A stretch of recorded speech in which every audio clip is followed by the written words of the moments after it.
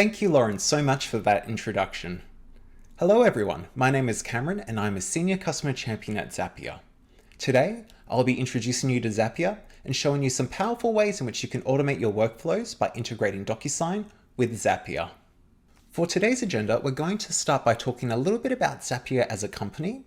Following that, we'll dive into what is Zapier as a product. We'll then take a look at some product background information, jump into a live demo, and then finish with a Q&A. We have a lot to get through today, so let's jump right in. First, a little about us. We often get asked, how do you pronounce Zapier? Is it Zapier, Zapier? The easiest way to remember it is that Zapier rhymes with happier. We recently hit a major milestone. We now have 500 plus employees, all of which are fully remote. We integrate with 4,000 plus different applications on our platform. We have 1.8 million individuals and businesses who are helped with their automation needs using Zapier's platform every day. We have users from 69% of Fortune 1000 companies. And in 2021, we were number 13 on the Forbes Cloud Top 100. Our mission statement is simple. Zapier exists to democratize automation by making it incredibly easy and universal. So what actually is Zapier? Well, Zapier is a tool that allows you to connect your team's favorite web apps to each other and move information between them automatically. All you have to do is pick an event that sets Zapier in motion, then choose what work should happen automatically. Our simple Choose editor enables anyone at your company to build automated workflows without needing help from a developer or your IT team. Each workflow will always have a trigger, that's the event that sets the Zap in motion, and one or more actions. When combined, your trigger and all of your actions, these workflows that you're building are called Zaps. With 4,000 plus apps on our platform and a number of triggers, actions, and searches available, there is literally billions of possible ways for your employees to connect the software they're using every day. Most of our customers begin with a single use case in mind, but soon discover the power of using Zapier to automate repetitive tasks. So why do customers love us? Well, it's simple. Anyone at your company can create workflows called Zaps.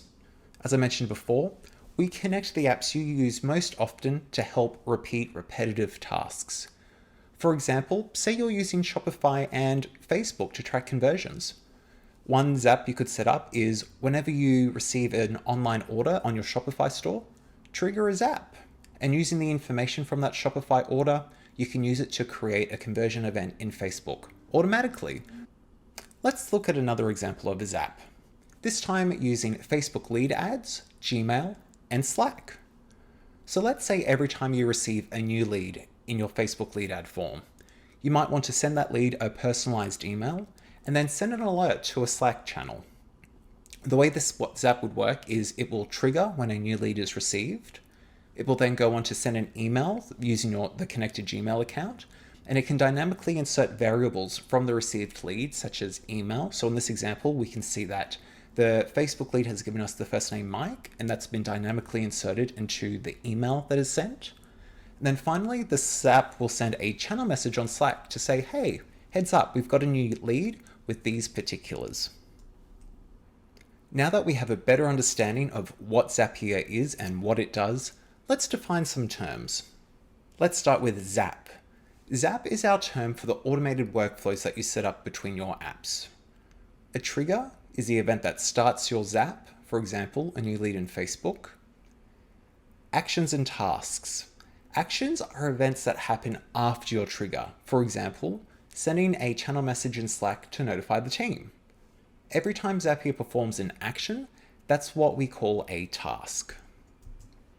Putting it all together, you use Zapier to build workflows that we call Zaps. Zaps connect your apps to automate repetitive tasks so you can focus on other work. That's why Zapier rhymes with happier.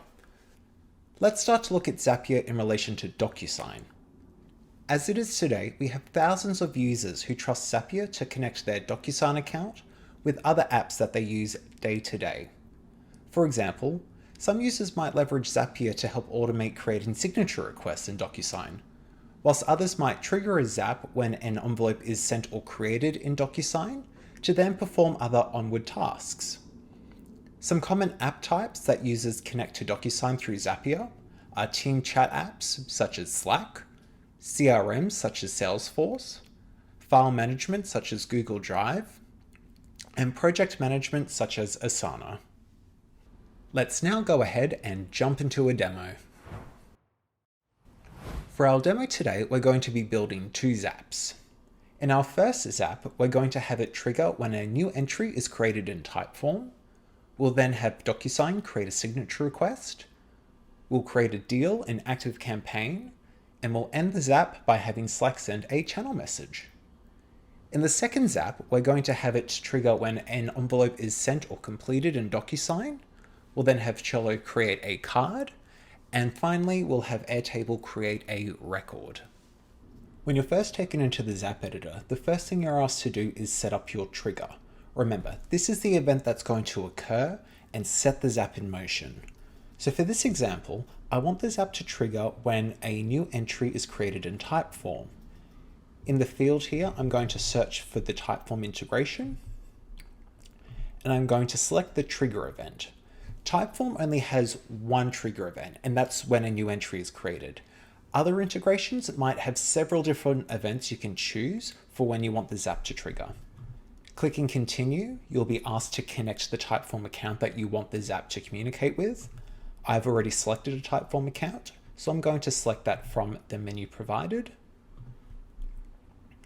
Clicking continue again, you'll be asked to select the form, the specific Typeform form that you want the zap to communicate with and trigger off on when new entries are created. I've already created a form called Zapier Software Services, so I'm going to select that in the menu here. Click and continue again. Now that I've selected the app, the trigger event, connected the account, and selected the form I want this app to trigger off of, I can now test the trigger. When you test the trigger, it will take all of the information you've provided in the preceding steps, and it's going to test the connection to make sure that it can communicate with the Typeform account, and it's going to load an entry from that form to use as sample data. Sample data is simply representative data that we're going to use to help configure the downstream actions in this zap. So as we can see here, we have an entry that has been submitted in our Typeform form, and all of this data is going to help us set up the rest of the zap. Following the trigger, we can now go ahead and add our first action. So the first action, the first process that I want this app to automate is creating a signature request in DocuSign. Similar to before, I can search the apps for DocuSign, and I'm going to choose the action event create signature request. Similar to before, I've already connected a DocuSign account, so I'm going to select that from the list here. If I hadn't already connected a DocuSign account, I would be given the opportunity to connect a new account. In here, I can configure the data that I want to use from Typeform to create that signature request. First up, we have template ID. So if you've already created a signature request template in DocuSign, you'll be able to select it in the list here. So this list, this field, will dynamically load the templates available in the DocuSign account that's been connected to Zapier. I'm going to select my Zapier Software Services template. For the email subject, I might want to use the same static email subject every single time. So I might enter signature request from Zapier Software Services. In the email blurb, if you've already set up an email blurb in the DocuSign template, great, there is no need to enter anything in this field. If you would like to override the email blurb that might be in the DocuSign template, you can type something in this field to override it if you so desire. I'm going to leave it as is. For the recipient email, this is where I can start to use the incoming data from the Typeform entries. So when I click in the recipient email field, we see this menu appear down below. This menu, it's going to show me all of the fields that are available from the preceding steps in the Zap. So that includes the trigger and any actions that might come before the action you're currently configuring in the Zap. Because right now, all I've added is the trigger for Typeform, all I'm going to see are the fields that are available from Typeform. For the recipient email, I want to use the email address that is coming in from the Typeform entry. So in the list of fields that appear here, I can select email address. This is called field mapping, and field mapping allows your Zap to dynamically use one field value from one action or one step in the Zap and insert it into another field in a different step in your Zap. So again, in this case, DocuSign is going to take whatever value is in the email address field from my Typeform form and insert it into the recipient email field for DocuSign. For the recipient name, I'm going to use field mapping again. This time I'm going to select the company name field from Typeform. And for the recipient role, I'm going to select signer.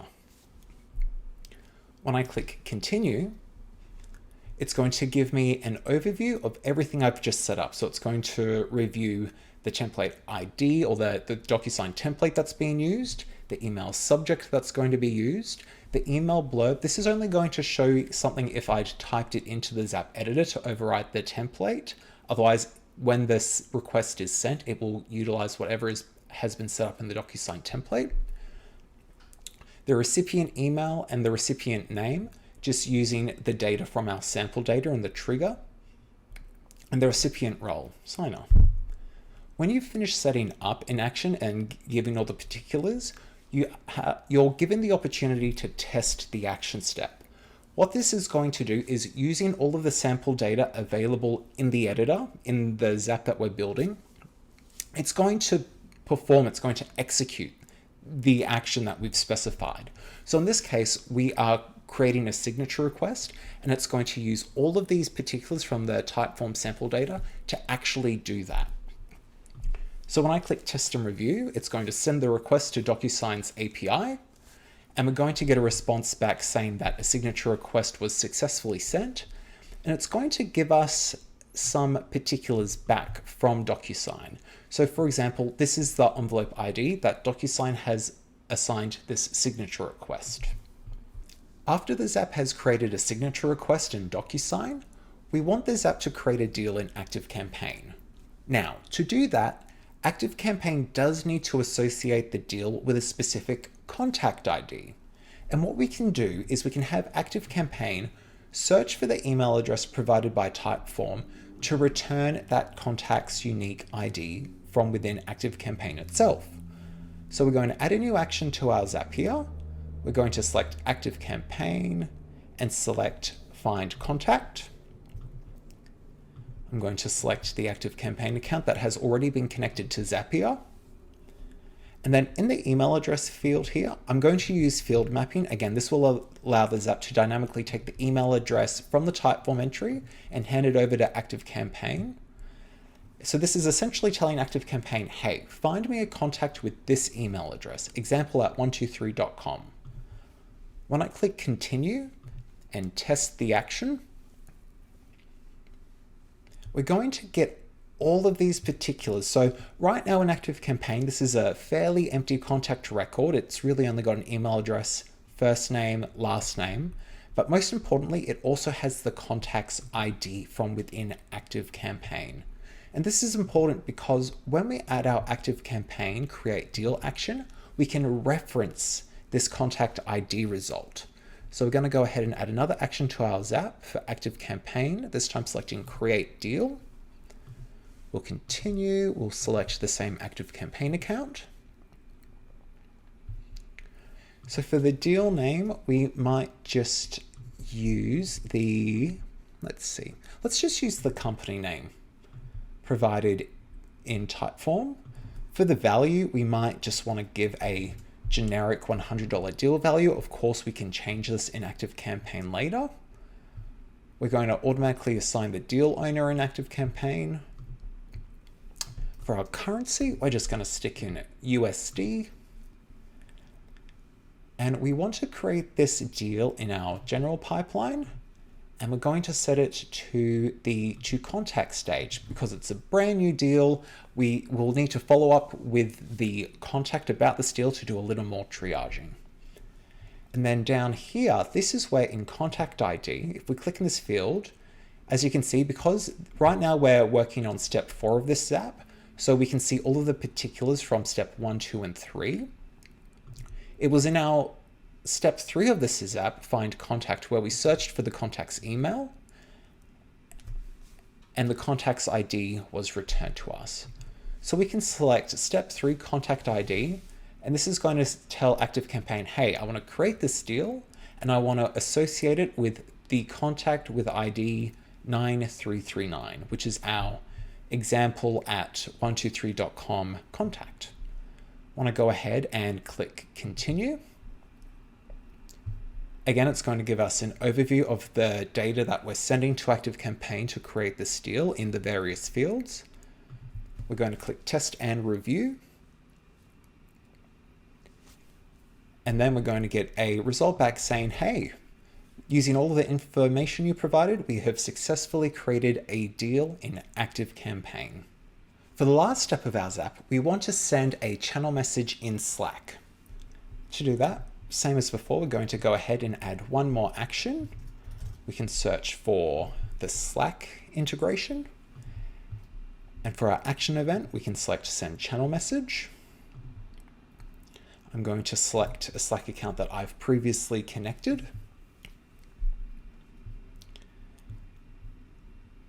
And then we can go ahead and define how we want the channel message to be sent. So starting off with, we can select the Slack channel that we want to send the message to. For this, I'm just going to select a testing channel. For our message text, here we might want to use a combination of static text and field mapping. Now, we used static text back here in step 2 when we typed the email subject into the field here. Static text is going to be the same every single time the Zap runs. So every time this Zap runs, it's going to use the email signature, or the email subject rather, signature request from Zapla Software Services. Field mapping is when we select a field from a preceding action in the Zap. Now, in a singular field, you can use both static text as well as field mapping. So we can have a static body and then dynamically fill in variables. So in our message text, we might want to say alert, new ActiveCampaign deal created for, and then we might want to insert the company name. So the Slack channel messages that will be sent will say alert, new ActiveCampaign deal created for, and then it will insert the name of the company that was submitted in Typeform. You can select if you want to send the channel message as a bot. If you don't send the channel message as a bot, it will be sent as the user that is selected, that's connected to the account that's been selected in this action step. By default, the bot name, if sending as a bot, will be Zapier. Otherwise, you can give it a name, so we might call it New Deal Alert. You can also do some fun things like specifying a bot icon. You can include a link to this Zap. So in the channel message itself, as a little footnote, it will contain a link to the Zap, allowing anyone to easily access the Zap to make changes to it as necessary. If you're including links in your message text, depending on the link, Slack might be able to automatically expand or unfurl that link. And then if in the message text you're specifying any channel names or usernames from within Slack, the channel message can hyperlink them to the particular channel or user themselves as well. There are a few other particulars you can set here, but for now, all I want is to send a message alerting me to a new ActiveCampaign deal. I'm going to continue, and then for the last time here, I'm going to test and review, which is going to go ahead and send that channel message to the testing Slack channel. And then that's it. That is our first Zap built. Once everything has been tested, we've got all these beautiful green check marks. What we can do is go ahead and turn the Zap on. So with everything in place here, let's go ahead and create a new entry in our Typeform and see all of these things happen in real time automatically. So here we have the Typeform. This is the Zappler Software Services Typeform that was selected in the trigger of the Zap.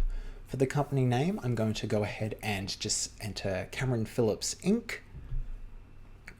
I'm going to steal Apple's address here. Actually, don't tell anyone. I'm going to say one infinite loop. For the email address, I'm just going to say contact@zapier.com. Enter in a phone number. I'm going to accept the terms and conditions, and then I'm going to submit the Typeform. So now that this Typeform has been submitted, this is going to go ahead and trigger the Zap, and it's going to perform all of those actions that we set up in the Zap. So what we can do next is we can review the deal that would have been created in ActiveCampaign for Cameron Phillips Inc. We can review the email that was sent by DocuSign for the signature request, and we can also take a look at the channel message that will have been sent in Slack. So here in our email, we have the signature request that was sent by DocuSign. When we select Review Document, we can see our sales contract. And again, this is just using the template that was already set up within DocuSign. And scrolling all the way down to the very bottom, we can go ahead and sign just as we would normally. If we jump into ActiveCampaign, we can see the new deal that was created. The deal was created using the title Cameron Phillips Inc. And if you remember, when we created the Zap, we set it up so that we'd use the company name from Typeform as the deal name. We can also see that it is associated with the contact@zapier.com, which is also what we submitted in the Typeform. And then finally, in Slack over in our testing channel, we can see the new channel message that was pushed through by a bot called New Deal Alert. And we can see that message there says, alert, new ActiveCampaign deal created for Cameron Phillips Inc. Again, we used field mapping to dynamically insert the company name that was entered in Typeform. And then here's that little footnote with the link to the Zap that I mentioned earlier. So this makes it nice and easy to navigate to the Zap to make changes as necessary. And if you like, you can turn this off so that URL does not appear. Now that we have a better understanding of how Zapier works, let's go ahead and create a new Zap, this time triggering when an envelope is either sent or completed in DocuSign.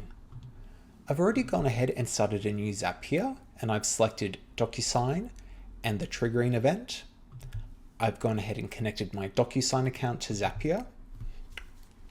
When setting up this specific trigger, you do have a few options. So similar to Typeform, where you can select the specific form that will trigger the Zap, with DocuSign, you can specify if you want the Zap to only trigger for sent envelopes or to only trigger for completed envelopes. Alternatively, if you don't select a status at all, then the Zap will go ahead and trigger on both sent and completed envelopes. In this example, I want the Zap to only trigger on sent envelopes. We also have an option here to download form data. What this will allow the trigger of the Zap to do is obtain a few more particulars about the sent envelope. For example, it will allow the Zap to download a PDF copy of the envelope that was sent, which you can then use in other action steps in your Zap. After this Zap triggers, I want it to create a card in Trello. So I'm going to go ahead and add an action step to the Zap.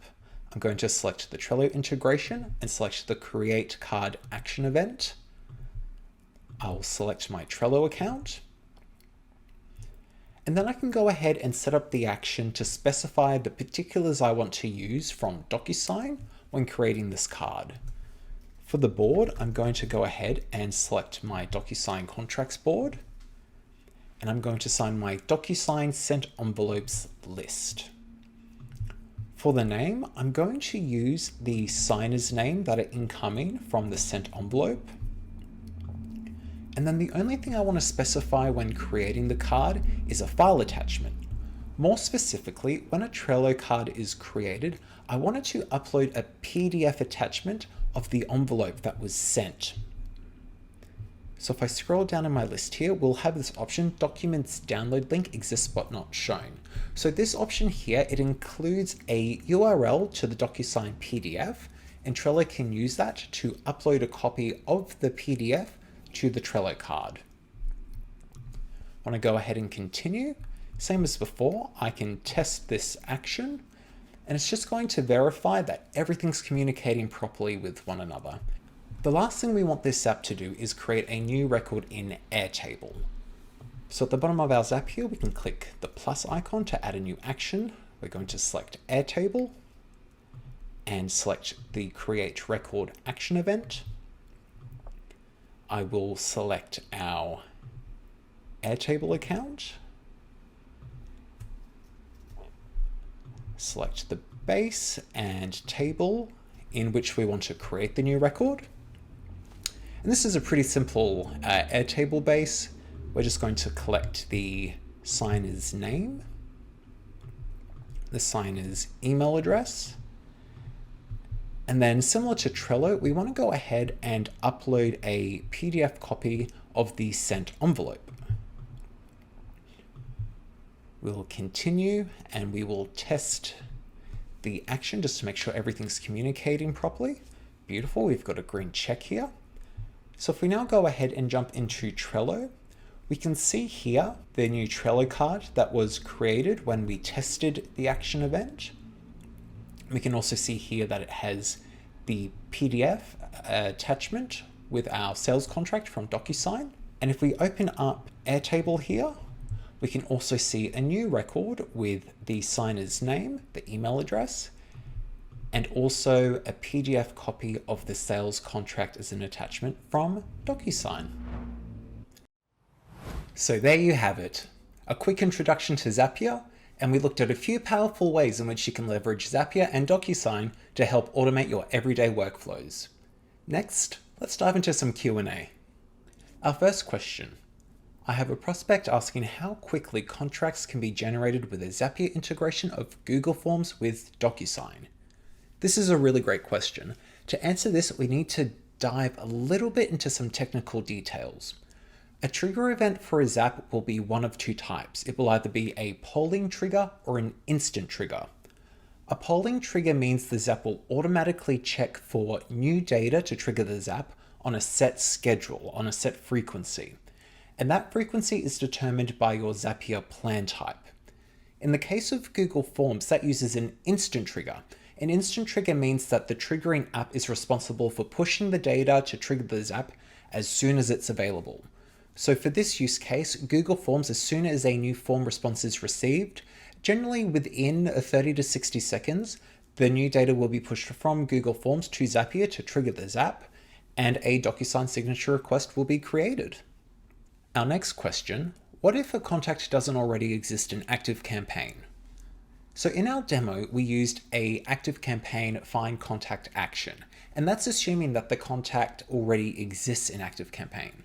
Of course, there could be situations where new email addresses will be coming in that don't already exist in ActiveCampaign or another CRM tool that you may be using. In those instances, a majority of integrations have a dynamic find or create action. So instead of straight up telling the system, hey, I want to find the contact with XYZ email address, we can instead use a dynamic find or create action, which will first search the platform to see if the specified email address already exists. And if it doesn't, then proceed to create a new contact record for us. In either situation, whether a contact already exists or a new contact is created, the results from that action will be the same, providing us with the unique contact ID, which we could then pass on to downstream actions in our Zap. Next question. Can I specify more than one email address when creating a signature request? So in a single create signature request, no, you cannot specify more than one email address. However, what you can do is leverage Zapier's looping functionality. Looping allows you to iterate over multiple values. So if either in the trigger or in an intermediary step in your Zap, multiple email addresses are returned, you could utilize Zapier's looping feature to iterate over every email address that is received and create signature requests for each of those email addresses. Next question here. Are there any plan requirements to connect DocuSign with Zapier? On Zapier's end, no. You do not need a specific Zapier plan to connect your DocuSign account. However, on the DocuSign end, you do need to have an API plan. If you do not have a DocuSign API plan, you won't be able to connect your DocuSign account to Zapier to integrate in ways we've explored today. Our final question here: how often will a Zap trigger from newly sent/completed envelopes in DocuSign? Good question. So DocuSign does use a polling trigger. So before I mentioned a trigger will either be polling or instant. Polling means the Zap will check the new data on a set schedule, a set frequency to pull in new data, whereas an instant trigger, the new data is pushed to the Zap by the triggering app. So DocuSign does use a polling trigger type. However, with DocuSign, due to their API rate limits, it will only ever check every 15 minutes, so once every 15 minutes, for new data to trigger the Zap. And that's it. That's everything I have to share with you today from the Zapier team. Thank you so much for taking the time to join me today, and a massive thank you to the DocuSign team for inviting Zapier to be a part of DevCon 2021. Be sure to check out the resources provided in today's session notes, and I hope to see you using Zapier real soon. For now, I'm going to hand it back to Lauren.